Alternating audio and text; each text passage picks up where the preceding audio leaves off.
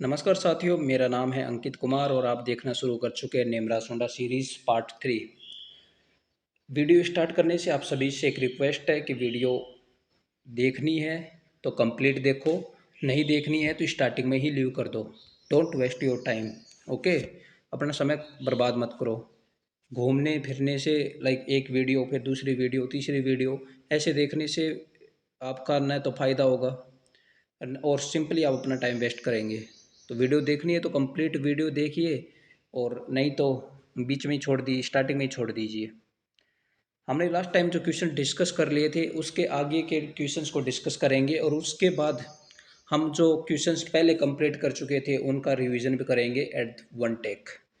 ठीक है, तो हम स्टार्ट करते हैं आगे के कुछ क्वेश्चंस जो कि हमने कल जहाँ छोटा था उससे आगे हम स्टार्ट करते हैं।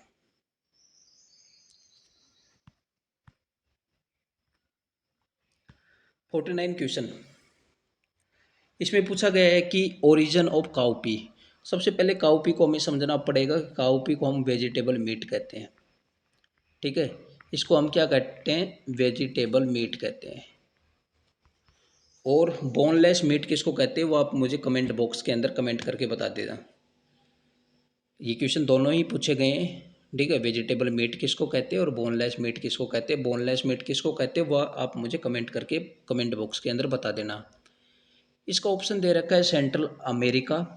बात करें थर्ड तीन जो ऑप्शंस हैं इनके अंदर, तो इनकी बात करते हैं तो सबसे पहले जैसे फर्स्ट ऑप्शन जो इंडिया दे रखा है, इंडिया की जब बात करते हैं तो इंडिया के अंदर जैसे ब्रिंजल क्वेश्चन पूछा हुआ है, कॉटन और उसके बाद मूंग, इनको तो याद करके ही रखना। इनका ओरिजिन प्लेस कहाँ है? इंडिया के अंदर, ब्रिंजल, कॉटन और मूंग। फिर इसके बाद मैक्सिको दे रखा है। जिस प्रकार से हमने बात करी थी सेंट्रल अफ्रीका, ऐसे ही सेंट्रल अमेरिका। सेंट्रल अमेरिका मतलब मैक्सिको, और मैक्सिको की बात करते हैं तो हम मेज की बात करते हैं। ठीक है, तो ये किसका है? मेज। याद हो गया? ठीक है, फिर इसके बाद सेंट्रल चाइना। चाइना से हम बात करेंगे तो चाइना से देखो कुछ आपको याद हो तो सोयाबीन से बहुत बार क्वेश्चन पूछा गया है कि सोयाबीन का सेंटर ऑफ ओरिजिन का है, ओरिजिन ऑफ सोयाबीन कहाँ है? वो है चाइना। इसके साथ साथ मस्टर्ड, और मस्टर्ड के साथ साथ टी, इसका भी ओरिजिन कहाँ पे है? चाइना के अंदर है। अब आगे बात करते हैं 50 नंबर क्वेश्चन की, पैगिंग इज रिलेटेड विथ। हम सबको पता है कि पैगिंग जो कि ग्राउंडनट से रिलेटेड है, तो इसका ऑप्शन ए हो जाएगा। ग्राउंडनट के अंदर क्या होता है कि आफ्टर फर्टिलाइजेशन जो जो गाइनोफोर्स होते हैं उनके अंदर जियोट्रोफिज्म मूव, मतलब move towards downward below the soil surface. इस प्रोसेस को जियोट्रोपिज्म मतलब जो उनका गाइनोफोर है वो पृथ्वी की साइड को, below soil surface downward side को मूव करना लगता है इस प्रोसेस को, और वहाँ पर पैग का फॉर्मेशन होता है और जहाँ पर कर्नल्स फॉर्म्ड होते हैं, इस प्रोसेस को कहते हैं पैगिंग। तो पैगिंग रिलेटेड विद ग्राउंडनट। तो हम जैसे सेकंड ऑप्शन जो कॉटन दे रखा है इससे भी कुछ बात कर लेते हैं। कॉटन के अंदर एक होता है गिनिंग। ठीक है, गिनिंग बात करने से पहले हम बात करेंगे डी लेंटिंग एंड डी फ्यूजिंग। ठीक है, एक इनके अंदर प्रोसेस होती है डी लेंटिंग, या हम उसको बोल दें defuzzing. Delinting and defuzzing से हम क्या समझते हैं कि जब देखो जो कॉटन सीड होता है उसके अंदर कॉटन का सीड भी होता है और उसके साथ साथ कॉटन फाइबर भी होता है। ठीक है, हम कॉटन फाइबर को जब रिमूव कर देते हैं तो वो होता है सीड कॉटन। तो इस चीज़ों को कॉटन सीड और सीड कॉटन के अंदर ये डिफरेंस होता है। कॉटन सीड मतलब उसके अंदर फाइबर अटैच्ड है एपिडर्मल सेल्स के साथ, और जब बात करते हैं सीड कॉटन की तो वहाँ से फाइबर्स को रिमूव कर दिया। ठीक है, तो डीलिंटिंग की प्रोसेस के अंदर क्या होता है? सल्फ्यूरिक एसिड का यूज किया जाता है। सल्फ्यूरिक एसिड का यूज किया जाता है कितने? 1:10 रेशियो के अंदर, 1 एसिड पार्ट 10 कॉटन सीड्स। ये मेनली यूज होता है ग्रेडिंग के लिए, या जो हाइब्रेटिंग इंसेक्ट्स होते हैं उनको किल करने के लिए, और दूसरी बात ये पैथोजन को भी किल करता है। तीसरी बात, इस डिलिंटिंग का ये भी फायदा है कि इससे जर्मिनेशन ईजी हो जाता है। ठीक है, अब मैं बात करूंगा गिनिंग की। गिनिंग में क्या होता है, जैसे मैंने अभी आपसे बात करी कॉटन सीड की, किसकी बात करी मैंने? कॉटन सीड की। यहाँ पर क्या है कि फाइबर अटैच्ड है। फाइबर अटैच है, इसके मतलब क्या है कि separation of fibres, separation of the fibres from the seed cotton. ठीक है, सीड कॉटन से फाइबर्स का रिमूवल करना, सेपरेशन करना क्या कहता है? गिनिंग कहलाता है। तो ये पूछ लिया जाता है गिनिंग किससे रिलेटेड है? कॉटन से रिलेटेड है। और गिनिंग होता है क्या है? Separation of fibre from the seed cotton. और गिनिंग परसेंटेज से क्वेश्चन आया है, तो उस चीज़ को याद करके रखना, 30 to 35%, और समटाइम 33% भी ये पोल देता है, तो ये डाटा भी याद करके रखना। ठीक है, इसके बाद सोयाबीन। सोयाबीन को हम जनरली वंडर क्रॉप कहते हैं, या हमें येलो ज्वेल कहते हैं। ठीक है, यहाँ से एक क्वेश्चन आया हुआ है उड़ीसा पब्लिक सर्विस कमीशन के अंदर, तो वो मैं थोड़ा सा आपको बता देता हूँ। वो क्वेश्चन क्या था? सोयाबीन का इन्फ्लोरेसेंस की बात करी गई थी, और इन्फ्लोरेसेंस को याद करना, जो उड़ीसा वाले बंदे हैं वो रेशमी। ठीक है, इसके बाद वीट की भी बात कर लेते हैं। वीट को क्यों छोड़ते हैं? तो वीट के अंदर पैराबॉइलिंग एक प्रोसेस होती है, जो कि बिफोर डीएस्किंग की जाती है। ये एक प्रकार का थर्मल ट्रीटमेंट होता है। इसके अंदर क्या होता है कि उसकी न्यूट्रिटिव वैल्यू को इंक्रीज किया जाता है, और मिलिंग के टाइम पर जो ब्रेकेज होता है उसको रिड्यूस किया जाता है, और जो विटामिन बी कॉम्प्लेक्स होता है उसको सेव किया जाता है। ठीक है, तो वो होता है पैराबॉइलिंग, किससे रिलेटेड है? एक थर्मल ट्रीटमेंट है। अगली बात करते हैं हाइब्रिड वैरायटी ऑफ मेज। इसका ऑप्शन दे रखा है शक्ति। ठीक है, इसके साथ शक्ति के साथ साथ हमें ये भी याद करना पड़ेगा कि जो हाइब्रिड वैरायटीज़ का जो आइडिया था वो मेज के अंदर ही आया था, और वो आइडिया किसने दिया था? ई एम ईस्ट, और इसके साथ GS सल, EM ईस्ट एंड GS सल इन 1910 के अंदर इन्होंने ये आइडिया दिया था, और उन्होंने सिंगल क्रॉस टेक्निक का यूज़ किया था। उसके बाद डी एफ जोन्स एक और साइंटिस्ट आए, उन्होंने डबल क्रॉस टेक्निक दिया। ठीक है, 1971 के अंदर शक्ति के साथ रतन, ये जो कि हाइब्रिड्स थे, ये रिलीज हुए, और ये क्या थे? ट्रिप्टेफोन और लाइसिन रिच थे। ठीक है, सबसे एक क्वेश्चन जो मेज से पूछा जाता है कि फर्स्ट जो AICRP किसके ऊपर स्टार्ट हुई थी? वो मेज के ऊपर हुई थी, और वो कब स्टार्ट हुई थी? वो 1957 के अंदर हुई थी, और उसका रिजल्ट देखने को मिला था 1961 के अंदर, और वो रिजल्ट देखने को मिला था गंगा 101, गंगा 1, एंड डेक्कन एंड रंजीत इनके फॉर्म में। ठीक है, ये वहाँ पर देखने को मिला था। अब अगले क्वेश्चन की ओर बात करते हैं, तो अगला क्वेश्चन दे रखा है कैस्टर बिलोंग्स टू फैमिली। तो मैंने कल ही क्वेश्चन डिस्कस कर लिया था कैस्टर के बारे में, U4BC। मैं पोइसी की बात कर लेता हूँ। ये ग्रास फैमिली है मेनली, इसके अंदर शुगर केन हो गया, सीरियल्स क्रॉप्स हो गई, और उसके अंदर नेपियर ग्रास भी आती है। मैं कंपोजिट की बात करता हूँ तो सनफ्लावर, सेफ्लावर और नेंजर आते हैं। ठीक है, मैं लिनेशिया की बात करता हूँ तो लिनसेड आता है। इसके बाद 53 number MGR1 is a hybrid variety of. ये हाइब्रिड वेराइटी किसकी है? ये राइस की है। ये वेराइटी आल्सो नोन है CORH1।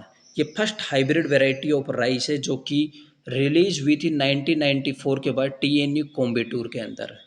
TNU कोम्बेटूर की बात करते हैं तो मुझे एक क्वेश्चन याद आता है। वो क्वेश्चन ऐसा है कि जो फर्स्ट KVK था वो कहा हुआ था, वो फर्स्ट 1974 के अंदर वो TNU के अंदर था, कोयम्बटूर के अंदर था।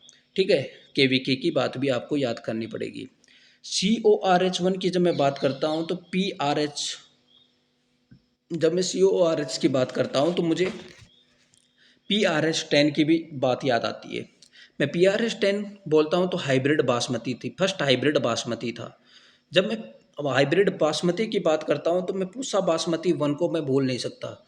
मैं पूसा बासमती 1 को कैसे बोल सकता हूँ, जो कि first high yielding dwarf variety थी।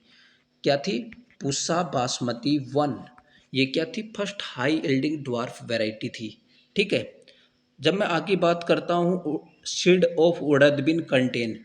ठीक है, जो पल्सेज हैं इनके अंदर प्रोटीन का मेजर सोर्स होती हैं।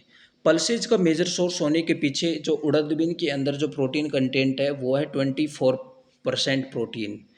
जब मैं पल्सेज की बात करता हूँ तो उनके अंदर ग्राम भी आता है, उसके अंदर पी भी आता है, उसके अंदर मूंग भी आता है। तो ग्राम की जब बात करता हूँ तो 21.1% होता है।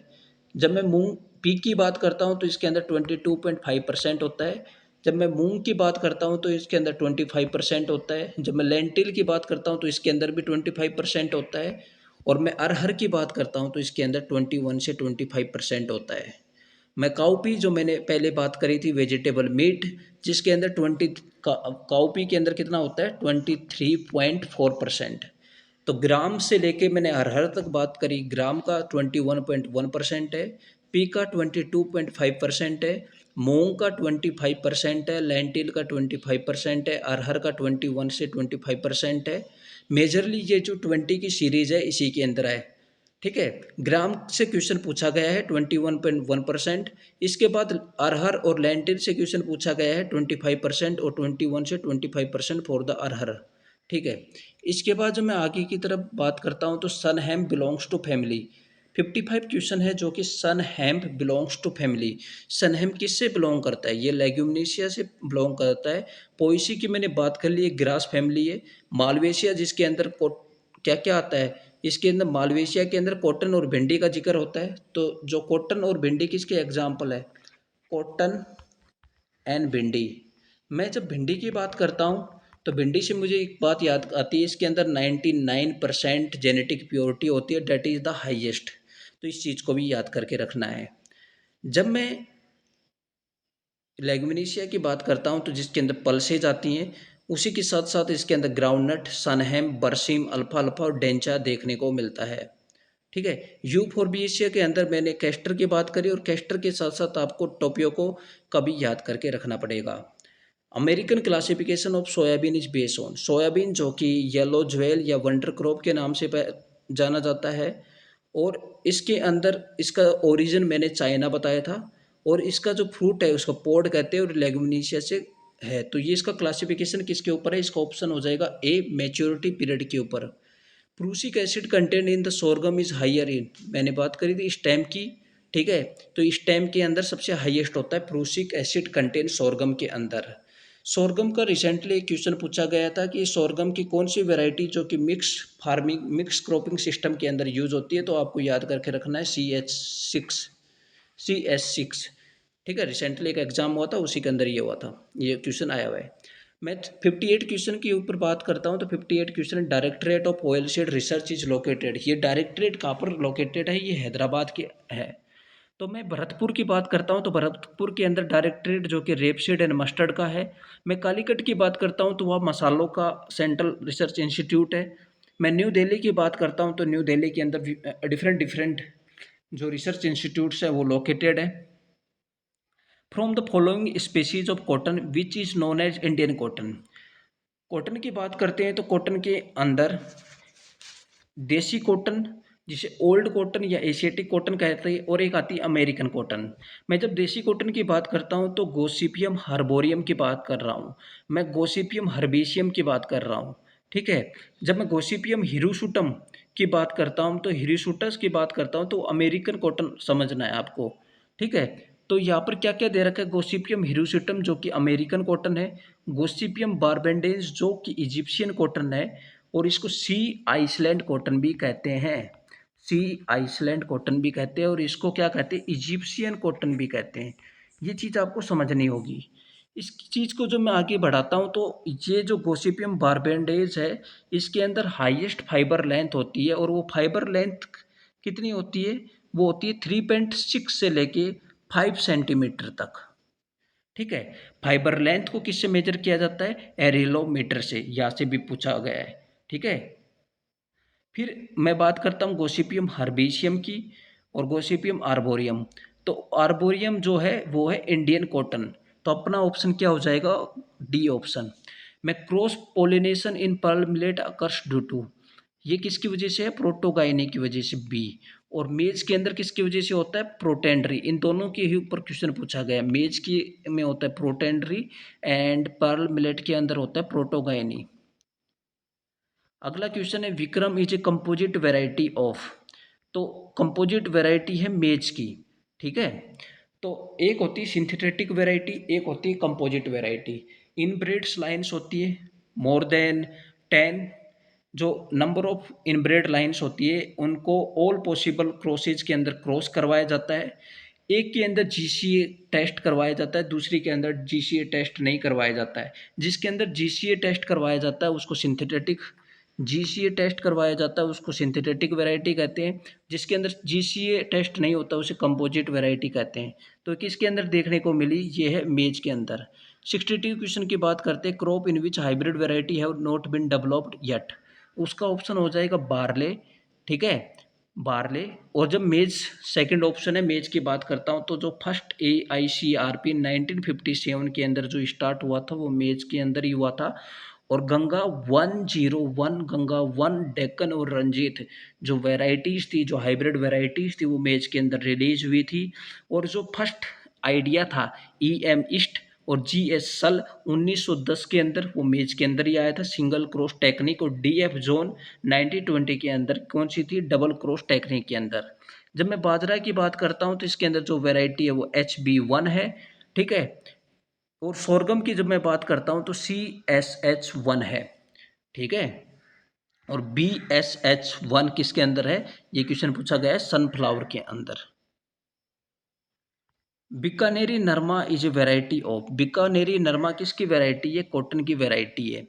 मैं जब 64 क्वेश्चन के ऊपर चलता हूँ तो central rice research institute, now इसको क्या कहते हैं, नेशनल राइस रिसर्च इंस्टीट्यूट, जो कि कहाँ पर है, कटक के अंदर है। और कटक कहाँ पड़ता है, उड़ीसा के अंदर है, ठीक है। फिर इसके बाद जोधपुर के अंदर क्या है, कजारी, central arid zone research institute, जो कि इसके ऊपर यहाँ तक क्वेश्चन आया है, इसकी ईयर ऑफ एस्टेब्लिशमेंट जो 1959 है। फिलीपींस के अंदर मैंने बात करी थी इंटरनेशनल राइस रिसर्च इंस्टीट्यूट की।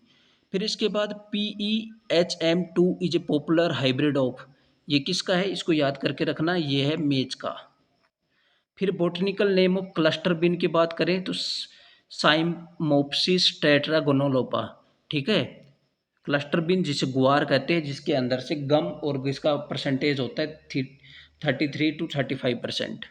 सनहेम की बात करते हैं तो इसे सनहेम को क्या कहेंगे, ग्रीन मैन्योरिंग क्रॉप है। ये ग्रीन मैन्योरिंग क्रॉप होने के साथ साथ सनहेम से एक क्वेश्चन और आता है, जो इसकी जो रिसेंट एक क्वेश्चन पूछा गया है इसकी सीड रेट के ऊपर, तो वो आपको याद रखना है। सीड रेट कितनी है, 30 to 40 kg पर हेक्टेयर, ठीक है, 30 to 40 kg पर हेक्टेयर।